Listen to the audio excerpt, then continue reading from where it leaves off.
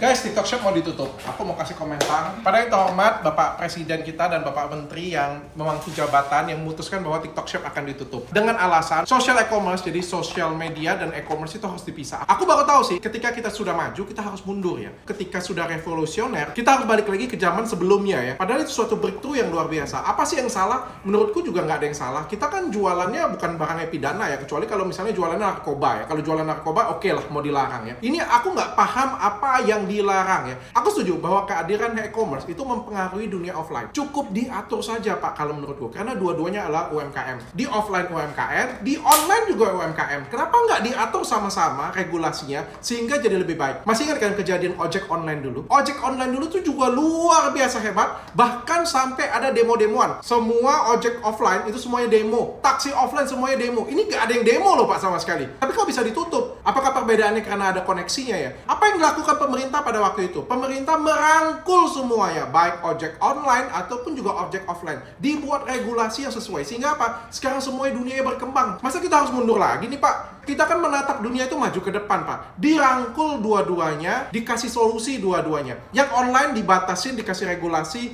Yang offline dibantu untuk pindah ke online. Karena cepat atau lambat semuanya pasti akan pindah ke online. Pak, kalau mau dibatasin, kalau mau dibabat habis, jangan pilih-pilih Pak. Ngomong-ngomong Pak, stasiun TV itu juga kena impact Pak, gara-gara Netflix, gara-gara Disney Hotstar, gara-gara YouTube Pak. Apakah nggak sebaiknya YouTube juga ditutup Pak? Kesian Pak karyawan di TV Pak, banyak yang dipecat Pak. Kenapa nggak sekalian Bapak dulu menyelamatkan wartel-wartel juga Pak? Wartel-wartel itu juga tutup gara-gara handphone Pak. Kita gunain pager lagi aja Pak, supaya wartelnya itu bisa tumbuh dan berkembang lagi Pak. Kalau menurut saya, digitalisasi itu real ada di depan Pak. Kalau mau dibabat, jangan dipilih-pilih Pak. Tapi dengarkan juga jeritan ibu-ibu yang ada di rumah. Ini breakthrough yang luar biasa Pak. Emak-emak yang ada di rumah, yang tadinya nggak ada kerjaan, nganggur, nggak punya kreativitas, sekarang emak-emak bisa punya penghasilan dari rumah saja Pak. Dari rumah saja. Ini suatu breakthrough yang luar biasa, terobosan yang luar biasa yang pemerintah pun sampai sekarang tuh nggak bisa kasih fasilitasi itu Pak. Dan itu bisa difasilitasi oleh e-commerce Pak. Jadi bayangkan, sesuatu hal yang luar biasa ini yang memberikan rejeki bagi orang-orang yang di rumah, Bapak juga pengen dapat habis. Bapak juga pengen hentikan. Yang namanya UMKM itu bukan cuma ada di offline Pak. Online pun juga ada UMKM. Dan juga kalau misalnya Bapak tetap menghentikan, perhatikan investasi banyak orang juga Pak.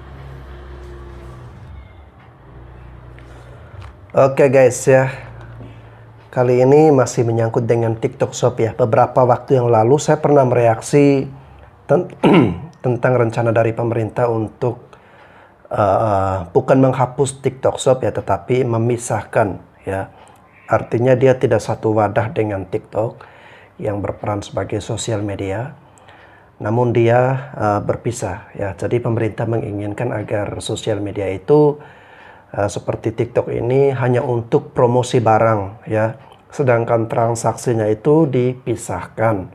Dan ternyata ya TikTok Shop resmi dihapus oleh pemerintah itu sudah ada beritanya atau sudah resmi dihapus dari tanggal 4 Oktober yang kemarin guys ya.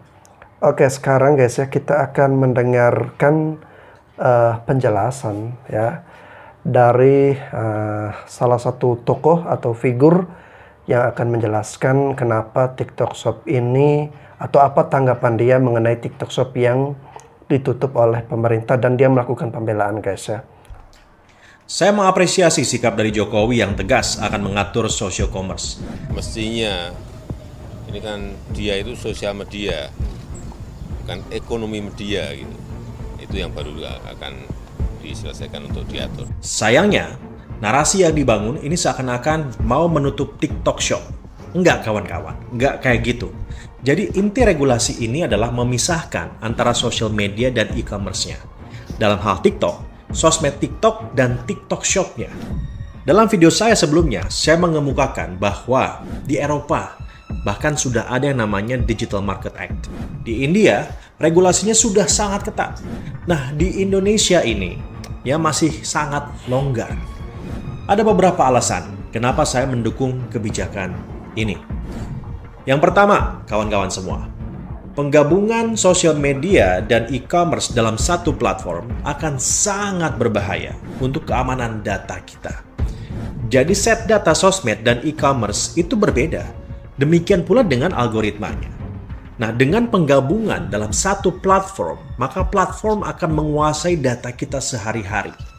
Kawan-kawan bisa bayangkan, jika data perilaku puluhan juta pengguna platform ini dikuasai oleh satu platform, bahaya sekali. Lalu yang kedua, algoritma sosmed yang basisnya adalah apa yang kita sukai atau user preference akan berbahaya jika digabungkan ke dalam algoritma berbelanja.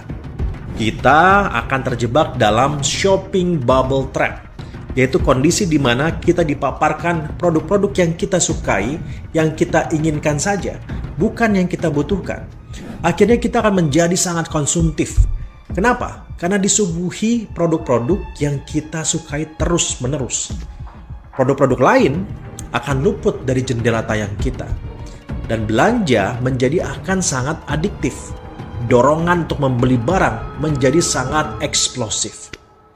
Lalu alasan yang ketiga kenapa saya mendukung policy ini.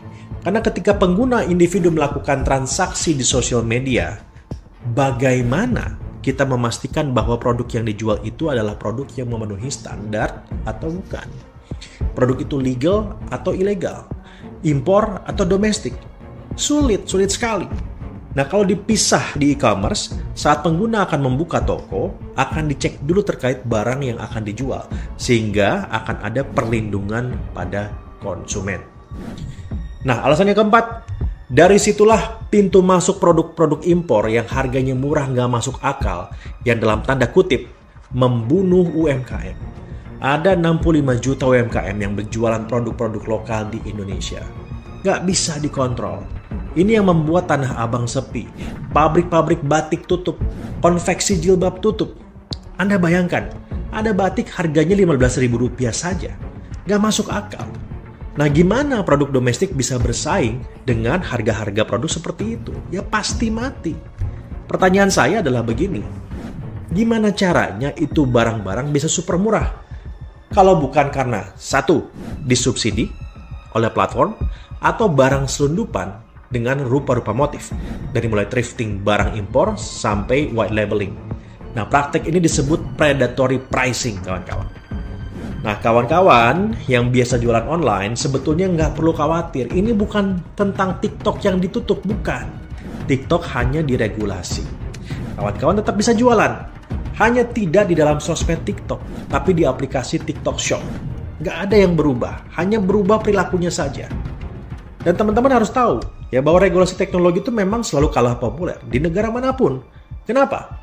Karena regulasi teknologi selalu ketinggalan dengan proses masyarakat menyerap inovasinya.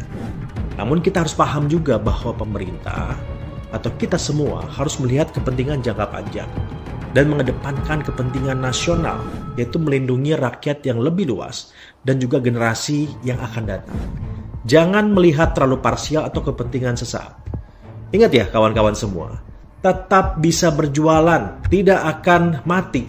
Hanya merubah saja perilaku jualannya, yang biasanya di sosmed, sekarang dilakukan di platform e-commerce. Dalam hal ini, tetap di TikTok Shop, tapi bukan di dalam platform sosmed TikTok-nya. Karena yang diregulasi adalah social-commerce-nya. Social media dan e-commerce dipisahkan, bukan dimatikan. Sekali lagi, bukan dimatikan. Hati-hati. Jangan terjebak dalam narasi yang negatif. Oke guys ya, luar biasa. Saya puas dengan penjabaran atau penjelasan dari Bapak ini guys ya, yang sudah menerangkan kepada kita semua kenapa pemerintah, dalam hal ini Pak Jokowi, mengambil langkah tegas untuk meregulasi TikTok ini guys ya. Jadi sudah jelas sekali teman-teman ya. TikTok Shop itu bukan dimatikan atau dihapus, melainkan dipisah ya. Ini untuk merubah perilaku saja ya. Artinya sosial media jangan langsung dalam satu platform tersebut ada ada transaksi jual belinya ya. Jadi itu diatur agar dipisahkan ya. Jadi ya betul juga, hati-hati dengan narasi bahwa TikTok Shop ini mau dihapus atau TikTok dihapus ya. Tetapi diregulasi agar dipisah nih ya, mana yang menjadi media sosial, mana yang kita untuk transaksi atau berbelanja guys ya.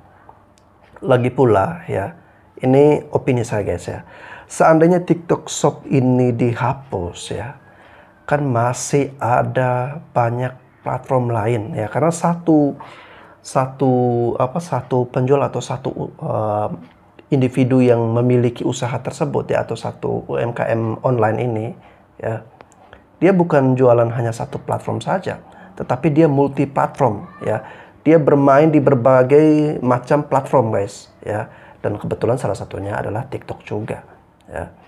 Jadi kalau di suara-suara di luar sana terlalu mendramatisir dan menyalahkan pemerintah ya, bahwa ini mematikan saya, mematikan usaha saya, menurut saya ini hanya alibi atau alasan saja. Sebenarnya dia masih ada multi platform yang lain yang dia gunakan untuk berjualan juga guys.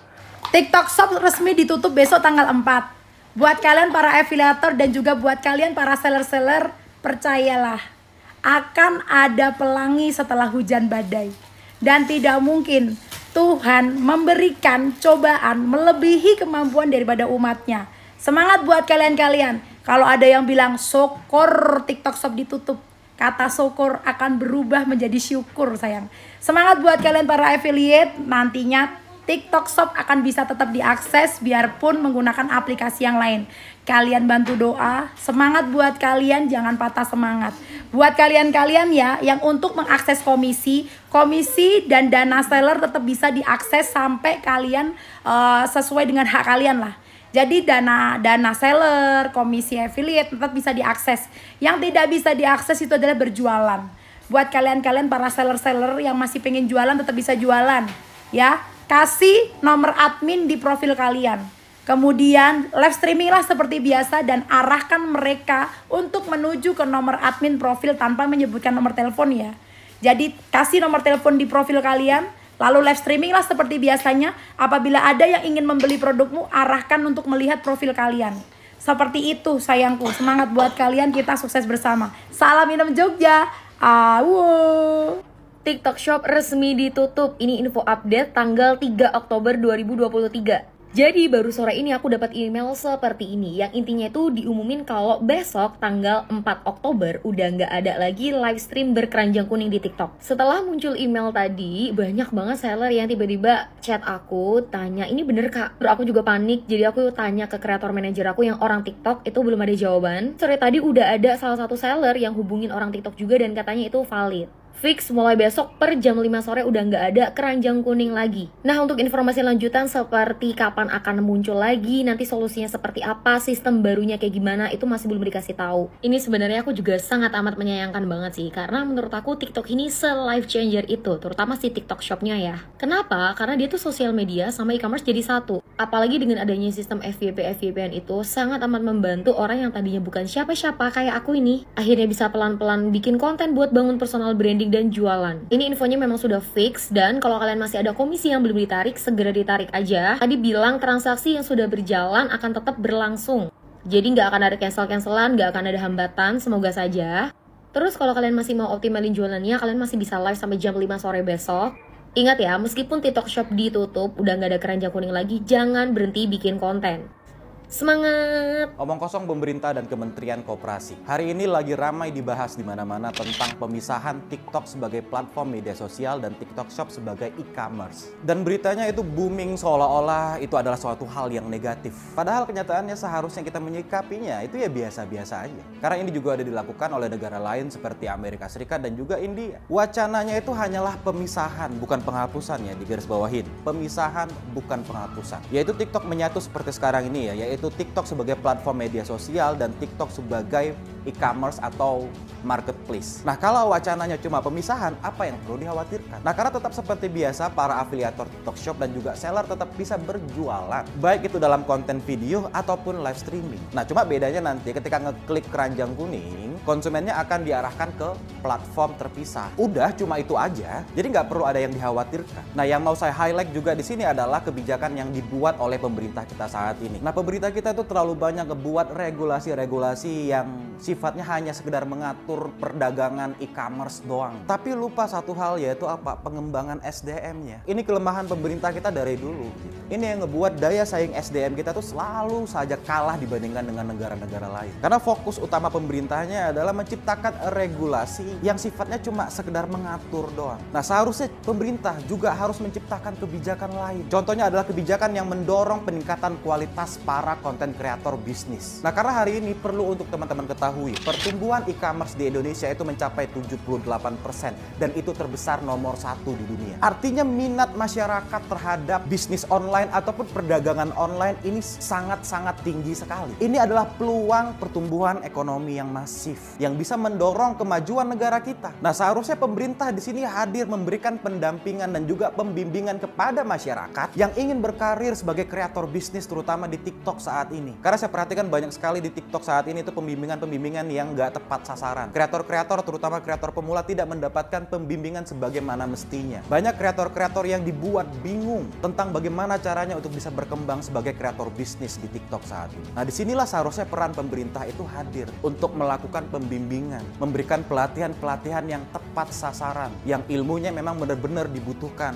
oleh para kreator-kreator e-commerce saat ini. Atau bisa juga memberikan intensif kepada masyarakat yang ingin menjadi kreator e-commerce saat ini. Dan juga bisa memberikan juga kan bantuan logistik. Dan diantaranya adalah perlengkapan konten, kamera yang proper, fasilitas untuk live streaming. Karena sekali lagi, kreator e-commerce itu memberikan sumbangsih terbesar terhadap pertumbuhan ekonomi negara saat ini. Jadi sudah selayaknya pemerintah turun tangan membantu para kreator e-commerce untuk berkembang dan juga bertumbuh.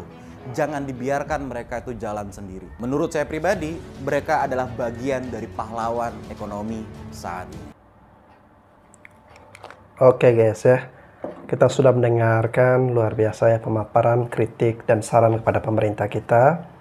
Ya, semoga dibenahi dan diperbaiki untuk terutama SDM ya, para kreator ditingkatkan lagi ya, kreator-kreator bisnis, sehingga itu dapat meningkatkan peluang ekonomi bagi masa depan bangsa dan negara kita.